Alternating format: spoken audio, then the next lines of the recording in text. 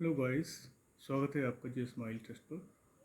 मैं शिव यूट्यूब पर लेकर आया हूँ मॉडर्न हिस्ट्री का पार्ट। इसमें हम डिस्कस करेंगे डच का आगमन भारत में किस प्रकार होता है। कल तक तो हमने पुर्तगीज़ के बारे में डिस्कस किया था, जो हमारा सीक्वेंस था। कल हमने क्लास में बताया था आपको पुर्तगीज़। फर्स्ट ऑफ ऑल हमने डिस्कस किया पुर्तगीज़ एंड आज करेंगे डच। डचेस का आगमन, तो टाइटल हमारा रहेगा arrival of duchess in India. तो गाइस, फर्स्ट ऑफ ऑल हम देखेंगे कि भारत में डच का आगमन से पहले हम डिस्कस करेंगे कि डच जो है इनका वास्तविक इतिहास क्या था। यूरोप में जैसे हम डिस्कस किया पुर्तगीज, स्पेन, ये बेल्जियम और ये नीदरलैंड। नीदरलैंड को हम कहते हैं डच। ओके गाइस, नीदरलैंड को हम लोग डच बोलते हैं और जिसकी राजधानी है एम्स्टर्डम। एम्स्टर्डम, मैं हिंदी मेंशन कर देता हूँ। एम्स्टर्डम कैपिटल है और इसके एक बंदरगाह है रोटरडम। रोटरडम रोटरडम राइन नदी के किनारे है। कई बार स्टैटिक जीके में क्वेश्चन पूछा सकता है। रोटरडम जो पोर्ट है वो राइन रिवर के साइड पर है। ओके गाइस, डचेस का थोड़ा हम एक बैकग्राउंड की बात कर रहे हैं कि इंडिया से आने से पहले वो लोग वहीं पर अपने व्यापार स्थापित करते थे। जैसे नीदरलैंड मैंने मेंशन कर दिया है, ये बेल्जियम है, स्पेन है, पुर्तगीज़ है।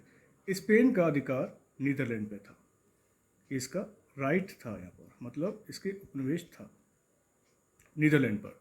ये स्वतंत्र नहीं था। स्वतंत्र ये 1581 में होता है, 1581। डेट कोई ज़रूरी नहीं है, वैसे एडिशनल नॉलेज के लिए आप लिख सकते हैं। 1581 में ये यहाँ से स्वतंत्र हुआ। मैं यहाँ थोड़ा मेंशन कर देता हूँ। नीदरलैंड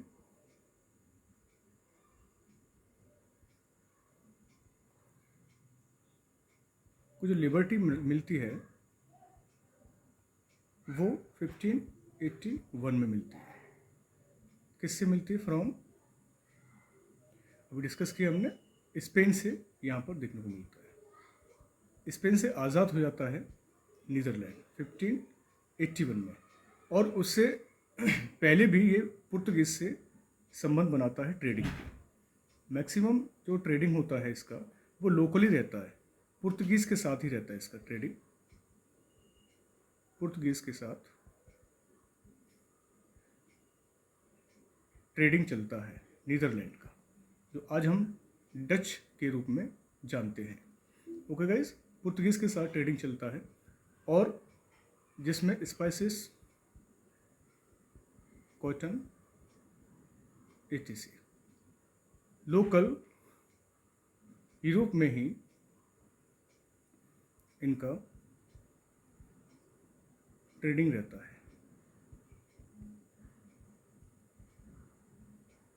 जब ये 1581 में आज़ाद हो जाता है नीदरलैंड, तो ये रुख करता है इंडोनेशिया की तरफ। मैं यहाँ डिस्कस कर देता हूँ इंडोनेशिया में। ओके गाइस, इंडोनेशिया में 1595 एक डेट ये इंडिया की भी है, जब वो इंडिया में एंटर करता है। मैं मेंशन कर देता हूँ यहाँ पर, जब इंडिया में मेंशन मैं यहाँ डिस्कस कर देता हूँ। मुसलीपट्टनम में भी 1595 में आता है। 1595 में एक यात्री है डच यात्री, उसका नाम मैं यहाँ मेंशन कर रहा हूँ, कार्नेलियस।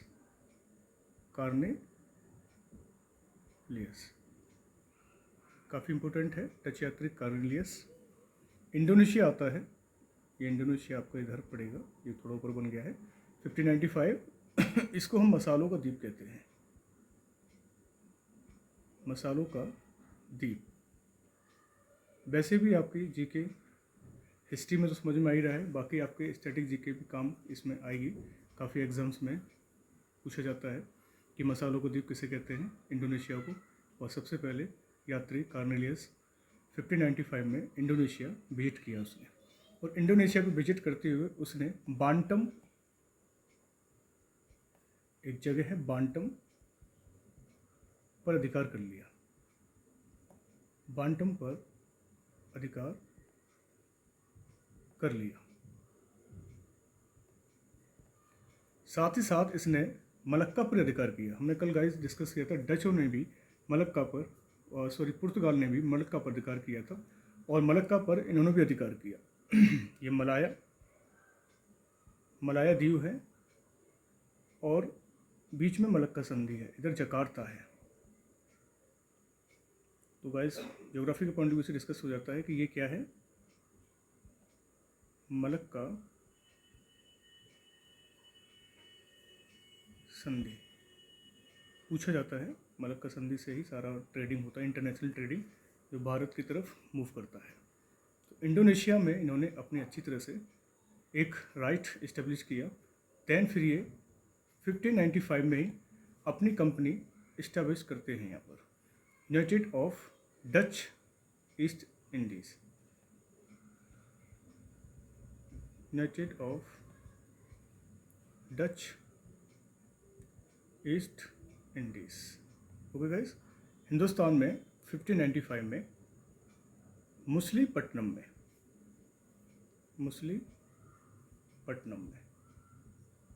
इनकी कंपनी स्थापित हो जाती है। मछलीपट्टनम आज के डेट में आंध्र प्रदेश में पड़ता है। इस तौर से ये धीरे धीरे अपने भारत में ही एक राइट जमा लेते हैं। जैसे कहाँ पर आपकी 1602 में कंपनी, 1595 में तो कार्नेलियस आता है, लेकिन 1602 में कंपनी स्टेब्लिश हो जाती है, यूनाइटेड डच ईस्ट इंडीज़। याद रखना, 1595 में कार्नेलियस आता है जो इस पर अधिकार करता है बांटम पर, और मलक्का पर भी अधिकार कर लेता है, बांटम पर अधिकार कर लेता है। लेकिन 1602 में कंपनी आती है, इनकी कंपनी का नाम है United of Dutch east Indies. धीरे धीरे ये सब पर अधिकार करते जाते हैं। अम्बायाना जीत लेता है 1605 में, ये इंडोनेशिया में पड़ता है अम्बायाना पर अधिकार हो जाता है। अम्बायाना जीतता है। देन जकार्ता, और 1612 में जकार्ता पर भी अधिकार रहता है डचों का। काफ़ी स्ट्रॉन्ग, शक्तिशाली उभर कर सामने आते हैं, और इनका क्लैश पुर्तगाली के साथ होता है। डचों का पुर्तगाली और डच में जब क्लैश होता है तब काफ़ी नुकसान पुर्तगाली का भी होता है, डचों को भी रहता है। लेकिन डच जो है धीरे धीरे पुर्तगाली के उपनिवेशों पर अपना कब्जा करते चले जाते हैं। फाइनली इनको जो हराता है वो अंग्रेज हराते हैं। जो पेरिस की संधि होती है 1795 में, तो उसमें इनकी अपमानजनक संधि होती है, और फाइनली वो जितने भी कब्जा करे होते हैं भारत पर, जितने भी इनके प्लेस पॉइंट होते हैं, वो सब हैंड ओवर अंग्रेजों को उनको करना पड़ता है, और ये वापस अपने यूरोप चले जाते हैं। तो गाइस थोड़ा हम इस पर भी अभी बैकग्राउंड पर चर्चा करते हैं कि जकार्ता पर अधिकार कर दिया। देन मलक्का पर भी कब्जा मैंने यहाँ डिस्कस किया था, 1641 में मलक्का पर कब्जा किया, और श्रीलंका और सीलोन को भी जीता था। श्रीलंका को 1658 में सीलोन, आज हम कहते हैं श्रीलंका पर अधिकार किया। बहुत ही इंपॉर्टेंट पॉइंट्स हैं गाइस, अधिकार कर लिया। हिंदी में, इंग्लिश में, दोनों ही पॉइंट में मैं डिस्कस कर रहा हूँ। अगर आपको क्लियर नहीं होता है तो प्लीज़ आप एक कमेंट या कोई भी क्वेश्चन आप डिस्कस कर सकते हैं। जैसा भी आपको कोई डाउट होता है, प्रॉब्लम क्रिएट होती है, तो मुझे कमेंट के माध्यम से आप बताइएगा कि सर ये क्लियर नहीं हो रहा है, तो मैं बिल्कुल यहाँ पर आपकी हेल्प के लिए मौजूद रहूँगा। टाइम निकाल कर, वैसे मैक्सिमम क्लासेस मेरी ऑफलाइन रहती हैं, लेकिन टाइम निकाल कर मैं 1-2 वीडियो आपका पर डे डालूँगा। चाहे मुझे कोई कमेंट, लाइक, शेयर कुछ मिले चाहे न मिले, लेकिन आपके लिए मैं हो सकता है जितना हो सके इम्पोर्टेंट फैक्ट लेकर आऊँगा और आपके लिए दिखाऊँगा करके कि ये सारी चीज़ें आपके इम्पोर्टेंट कैसे एग्जामिनेशन में हैंग होती है। ओके गाइस, तो यहाँ पर धीरे धीरे हिंदुस्तान पर भी, एक कासिम बाज़ार पर भी कब्जा कर लेता है। कासिम बाज़ार, कलकत्ता होता है, कलकत्ता में पड़ता है ये, पर अधिकार कर लेते हैं। डच जो होते हैं वो कासिम बाज़ार पर भी अधिकार जमा लेते हैं। चिनसुरा पर भी अधिकार करते हैं। कई बार पूछे जाते हैं चिनसुरा कहाँ पर है, तो ये भी वेस्ट बंगाल में पड़ेगा। चिनसुरा पर भी इनका अधिकार रहता है। चिनसुरा कासिम बाज़ार पर ये ट्रेडिंग तो कर लेते हैं, बहुत बड़ा ट्रेडिंग करते हैं, और यहाँ पर जो पहले पुर्तगाली काम कर रहे थे उनसे भी इनका कन्फ्लिक्ट होता है, और बालासोर पे भी बालासोर पर भी इनका जीत हासिल होती है। बालासोर पर भी इनका अधिकार हो जाता है। बालासोर उड़ीसा में पड़ता है guys. Okay, right on Chinsurah and right on Kasim market and Balasore Orissa में। राज्य की पोजीशन की बात करें तो उड़ीसा में बालासोर यहाँ पर देखने को मिलता है। फाइनली इनका जो एक तरह से देखा जाए इनका जो युद्ध होता है वो बेदरा का युद्ध होता है 1759 में। बेदरा का युद्ध 1759 में होता है, लेकिन उससे पहले सूरत पे भी ये अधिकार कर लेते हैं, सूरत पर भी अधिकार जमा लेते हैं। ओके गाइस, और फाइनली बैटल ऑफ बेदरा